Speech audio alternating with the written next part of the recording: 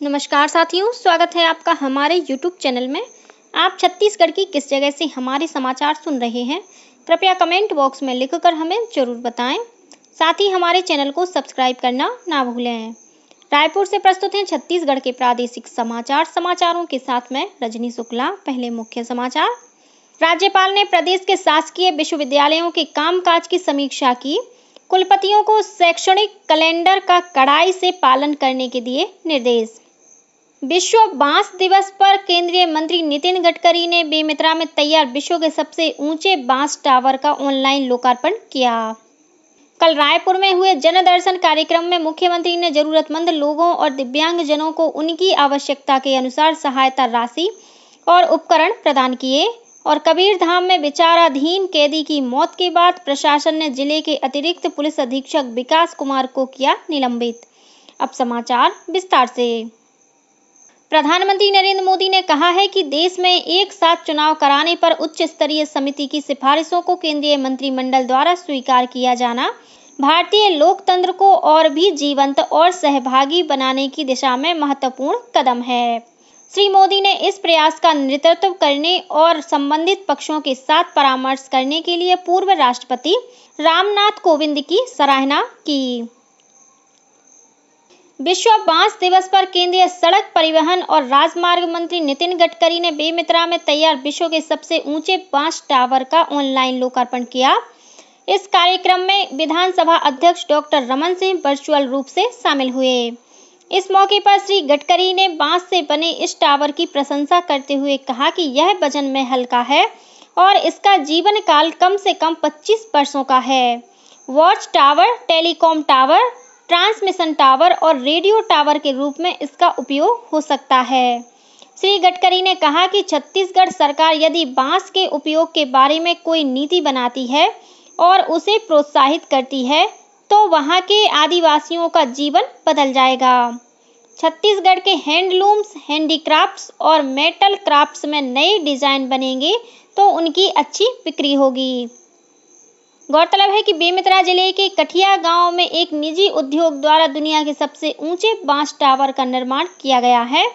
करीब 11 लाख रुपए की लागत से निर्मित पेरिस के एफिल टावर जैसी डिजाइन वाले इस टावर की ऊंचाई 140 फीट और वजन 7,400 किलोग्राम है। मुख्यमंत्री विष्णुदेव साय के रायपुर स्थित निवास में कल जनदर्शन कार्यक्रम का आयोजन किया गया। जनदर्शन के दौरान मुख्यमंत्री ने जरूरतमंद लोगों को उनकी आवश्यकता के अनुसार सहायता राशि, कृत्रिम हाथ, श्रवण यंत्र, दिव्यांगजनों को वॉकर और मोटराइज्ड ट्रांसाइकिल प्रदान की। जनदर्शन कार्यक्रम में कुछ युवाओं ने मुख्यमंत्री से पीएससी सहित शासकीय भर्तियों में आयु सीमा बढ़ाने की मांग की, जिस पर मुख्यमंत्री ने युवाओं को बताया कि राज्य सरकार की कैबिनेट बैठक में पुलिस सहित शासकीय भर्तियों में निर्धारित आयु सीमा में 5 वर्ष की छूट देने का निर्णय लिया गया है। उन्होंने बताया कि अभ्यर्थियों को 31 दिसंबर 2028 तक आयु सीमा में 5 वर्ष की छूट का लाभ मिलेगा। वहीं दक्षिण कोरिया में 25 से 30 अगस्त तक आयोजित एशियन कप बीच फुटबॉल चैंपियनशिप में हिस्सा लेकर लौटी महासमुंद की चैन कुमारी निषाद और रायपुर की रंजिता खलको ने मुख्यमंत्री से जनदर्शन कार्यक्रम के दौरान मुलाकात की। इन खिलाड़ियों ने मुख्यमंत्री को बताया कि उन्होंने इस प्रतियोगिता में कांस्य पदक जीता है। सूचना और प्रसारण मंत्रालय क्षेत्रीय कार्यालयों के साथ मिलकर 2 से 31 अक्टूबर के बीच विशेष स्वच्छता अभियान 4.0 चलाएगा। इस अभियान के तहत कार्यालय परिसर की स्वच्छता मामलों का निराकरण, बेहतर स्थानीय प्रबंधन और संचार के विभिन्न माध्यमों से जागरूकता फैलाने पर ध्यान केंद्रित किया जाएगा। सूचना और प्रसारण सचिव संजय जाजू ने सभी मीडिया इकाई प्रमुखों के साथ विशेष अभियान 4.0 की प्रगति की समीक्षा की। इधर स्वच्छता ही सेवा अभियान के तहत छत्तीसगढ़ के कोंडागांव जिले में कल हस्ताक्षर अभियान चलाया गया।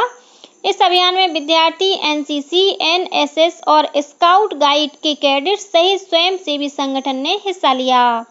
वहीं शक्ति जिले के जनपद पंचायत में कल मुख्य कार्यपालन अधिकारी के नेतृत्व में श्रमदान और सफाई कार्यक्रम का आयोजन किया गया। जसपुर के बगीचा जनपद की विभिन्न ग्राम पंचायतों में भी कल स्वच्छता ही सेवा अभियान के तहत सामुदायिक शौचालय के साथ ही अन्य जगहों की साफ सफाई करके ग्रामीणों को स्वच्छता का संदेश दिया गया। इधर मुंगेली में भाजपा कार्यकर्ताओं ने रामगढ़ स्थित जिला अस्पताल और आसपास की सड़कों की साफ सफाई की। कबीरधाम जिले में जेल में बंद विचाराधीन कैदी की मौत के बाद प्रशासन ने जिले के अतिरिक्त पुलिस अधीक्षक विकास कुमार को निलंबित कर दिया है। गौरतलब है कि बुधवार को संदिग्ध परिस्थितियों में अस्पताल ले जाते समय विचाराधीन कैदी प्रशांत साहू की मौत हो गई थी। इसके बाद परिजनों ने पुलिस पर शक जाहिर करते हुए प्रताड़ना के आरोप लगाए थे।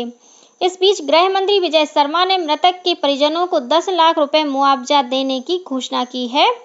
इधर प्रदेश कांग्रेस अध्यक्ष दीपक बैज ने कबीरधाम जिले के लोहारी डीह गांव की घटना की उच्च स्तरीय जांच कराने की मांग की है। कोरबा जिले में रिश्वत मांगने के आरोप में कलेक्टर अजीत बंसत ने भैंसमा के पटवारी विमल सिंह को निलंबित कर दिया है। आरोप है कि पटवारी ने फौती नामांतरण के लिए एक ग्रामीण से 80,000 रुपए की रिश्वत मांगी थी, जिसकी शिकायत पीड़ित ने जिला प्रशासन से की थी।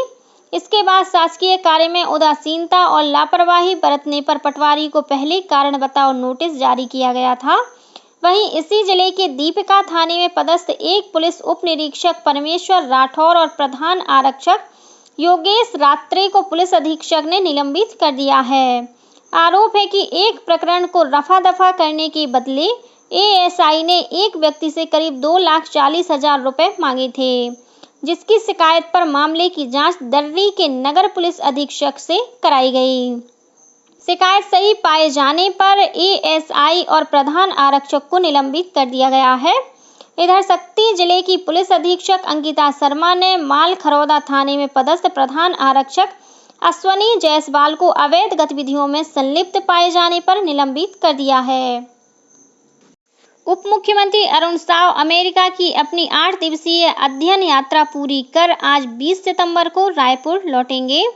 गौरतलब है कि Shri Sao Asian development bank के आमंत्रण पर 9 सितंबर को अमेरिका के लिए रवाना हुए थे। अपने अमेरिका प्रवास के 8 दिनों के दौरान उन्होंने न्यूयॉर्क, वाशिंगटन और सैन फ्रांसिस्को में सड़क तथा भवन निर्माण परियोजनाओं का अवलोकन किया और विशेषज्ञों से छत्तीसगढ़ में उन्नत सड़क परियोजनाओं तथा भवन निर्माण में आधुनिक तकनीकों तथा मशीनरी के उपयोग के संबंध में भी चर्चा की। श्री साव ने कहा कि छत्तीसगढ़ में उच्च गुणवत्ता की टिकाऊ सड़कों और भवनों के निर्माण के लिए अमेरिका में प्रचलित नई तकनीकों और उपायों का अध्ययन कर लोक निर्माण विभाग में लागू करने पर विचार किया जाएगा।